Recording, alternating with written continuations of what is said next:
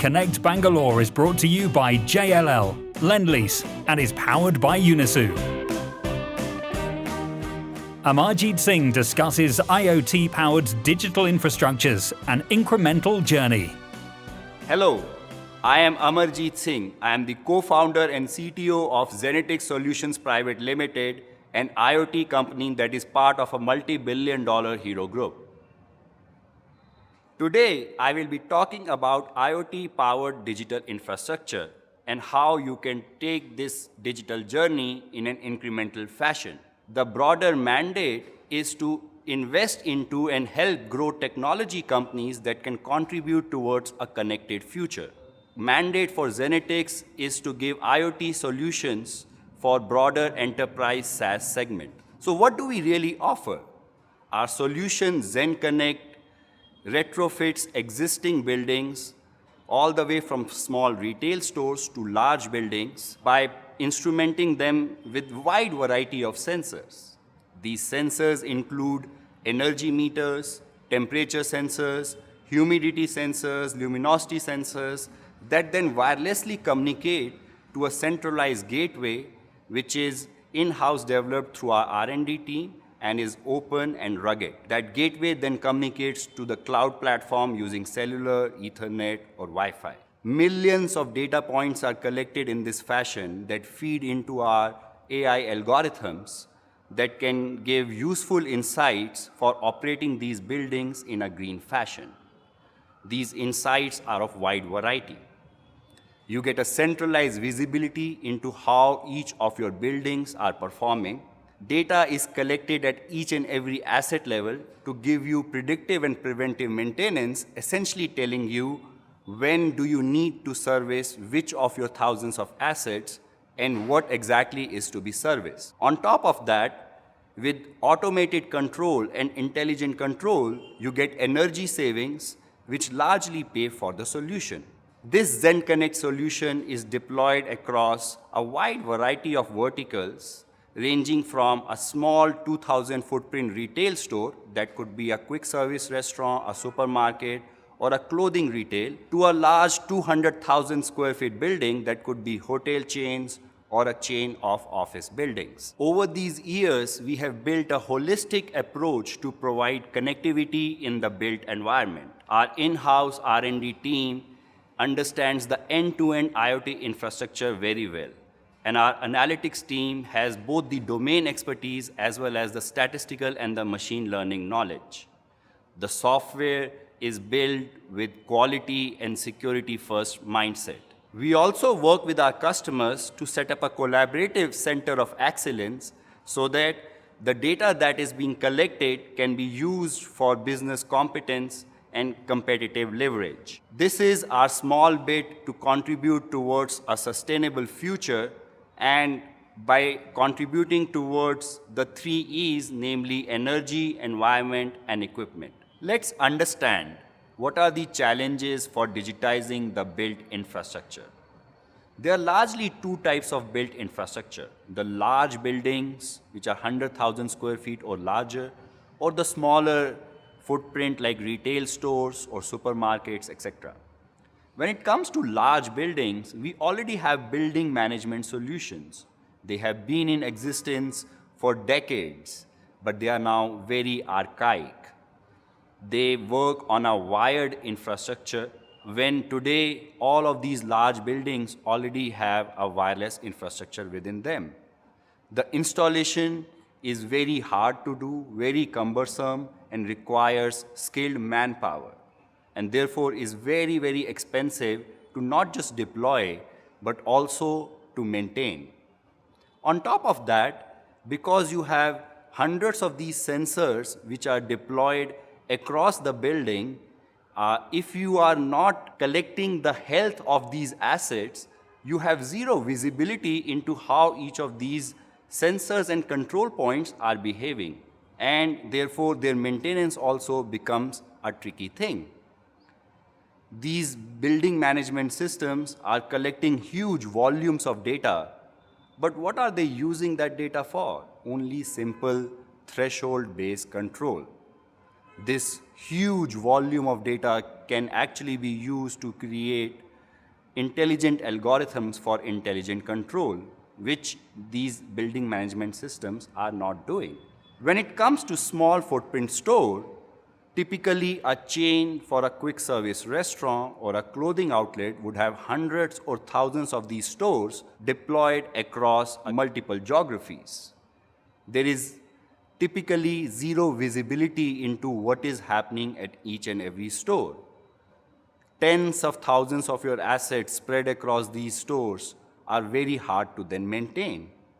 On top of that, there are manual operations that are happening, and therefore ensuring that there is compliance across all of these stores is just not possible. A very expensive building management system is just not affordable for such small footprint stores, and the numbers speak for themselves. Even in a developed economy like the US, for buildings that are less than 50,000 square feet, only 2% of them have building management system. And that is where the opportunity lies. If you can create an IoT-based connected infrastructure, then you can not just disrupt the building management systems for the larger buildings, but there is a huge market of small footprint properties which are just left unattended by these building management systems. Internet of Things, or IoT as it is commonly known, is really disrupting the way building management systems are used in built properties. Recent advancements and technologies in IoT is changing the way the built infrastructure is to be managed, not just the large buildings, but even the small footprint stores. I'll today talk about 3 such technologies that have recently come up and have a huge potential to disrupt the way the buildings are to be managed through a connected and digital infrastructure. The first such technology is a wireless, low-power mesh. While Zigbee has been in existence for many years, its proprietary nature didn't let it go for a widespread adoption. It's only recently that Bluetooth came up with its open source version of BLE 5.0 mesh, and Google also open sourced its Open Thread mesh. Together with these 3 mesh, a lot of now chipset manufacturers are coming up with chipsets that support multiple of these protocols on the same chipset. Now imagine you can throw in these battery-powered sensors anywhere you really want without disrupting the aesthetics of your built environment.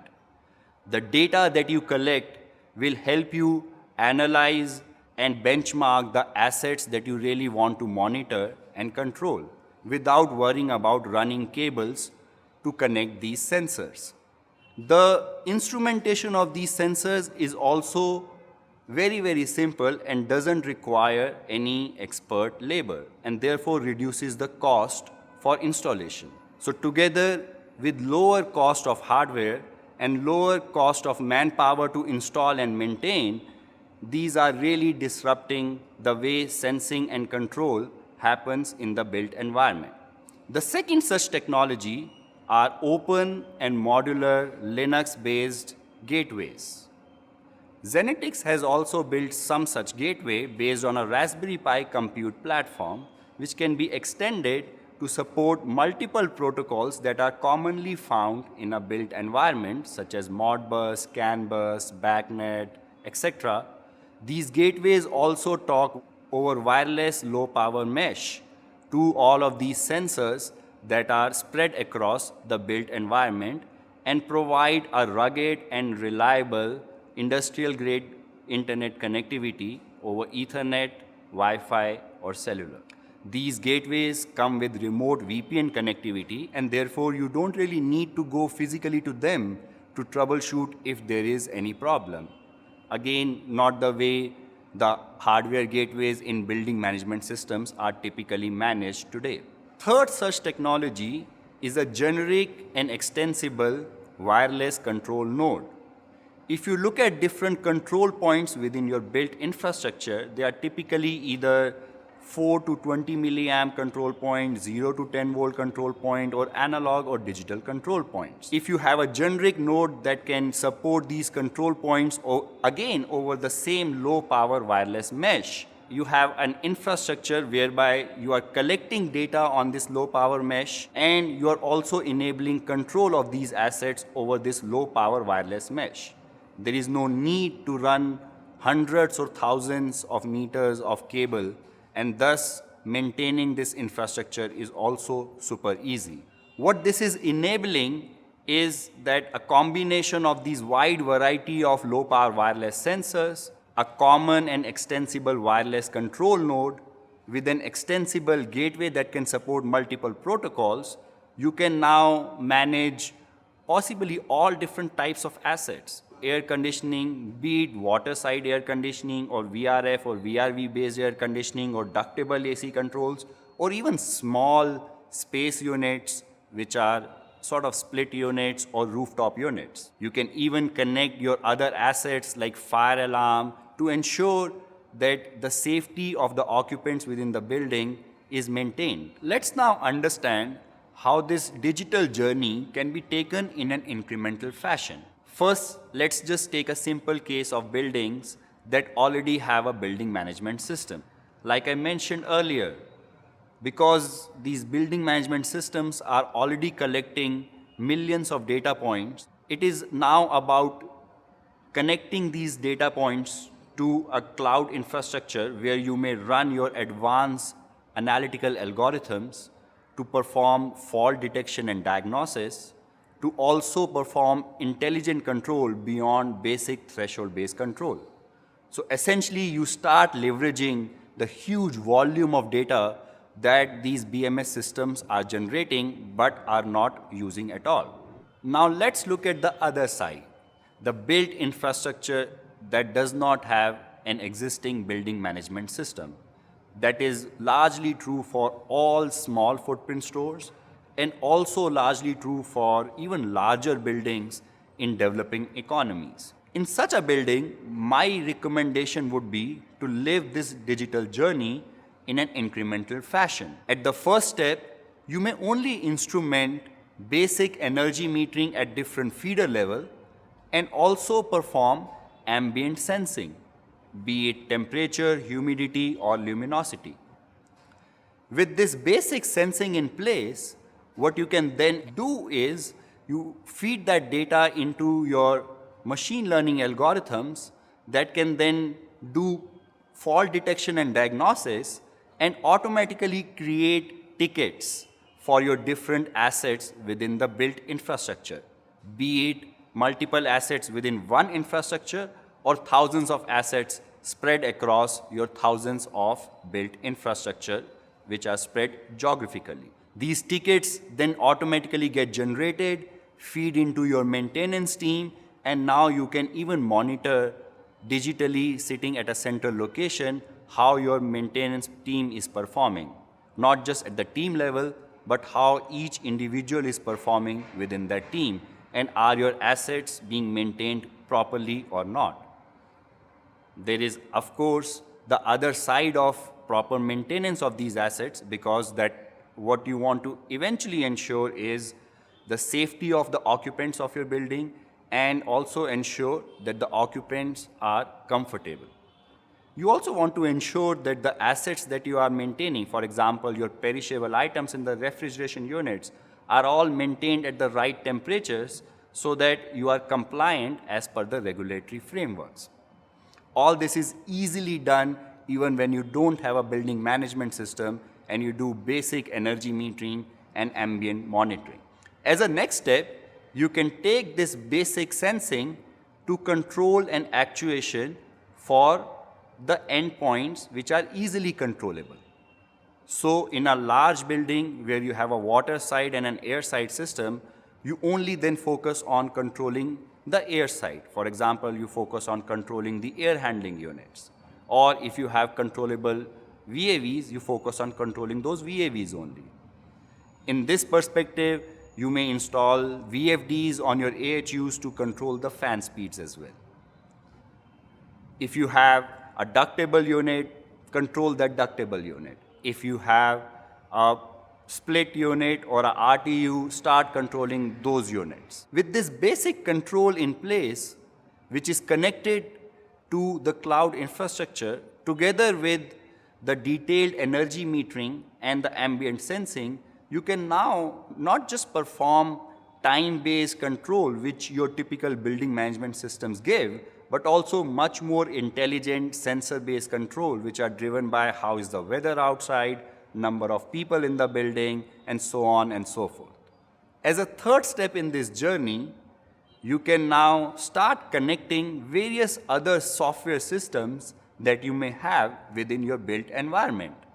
For example, you may have a CAFM system, you may have a different surveillance system, you may have a different access control system, and each of these systems are otherwise working in silos.